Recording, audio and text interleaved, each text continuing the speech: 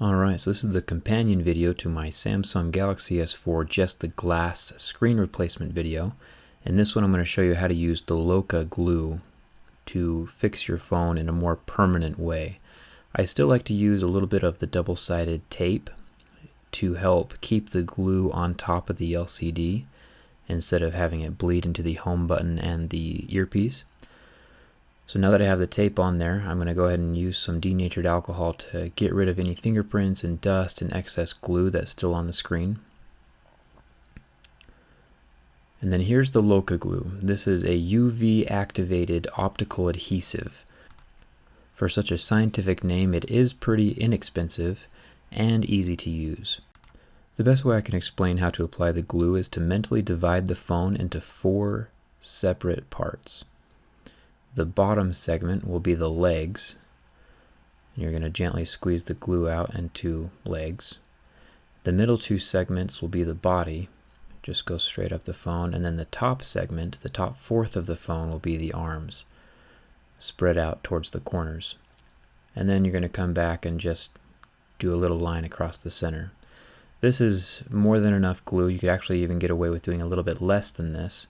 The goal is to not have too much excess though. You don't want the glue to flow into the earpiece and the home button. If there are bubbles in your glue, now is the time to get it out. You can just kind of poke it with your tweezers, dry them off, and then poke it again to pop any bubbles. There's no rush at this point because the glue's not going to do anything until the UV light gets on it. I'm going to go ahead and get rid of the plastic on the glass. I'll put a link for this in the video description below as well. Make sure not to touch the back of the glass or else you'll have some permanent fingerprints on your phone. Make sure the home button and the ribbon cable for the menu button is intact. And then I'm going to put my tweezers up at the top of the phone and then my hand down at the bottom, and I'm going to gently press down. Make sure you're ready to do this because once the screen touches the UV glue, you're committed. Go as slow as possible. The slower you go, the less bubbles there will be. As you can see here, I kind of speed up towards the center, and I'm going to get 3 massive bubbles right in the middle of my screen, which is very unfortunate for me, but lucky for you guys because you get to see how to get bubbles out of your screen if it ever happens. Now, in the ideal situation, there would be no bubbles here, and all I'd have to do is apply, minor pressure to the center of the screen to get the glue to flow out to the edges. This is normal, and as soon as the glue would touch the edges, then I just plop the UV light on there, which I'll show you in a second, and the glue would harden in about a minute, and you'd be good to go.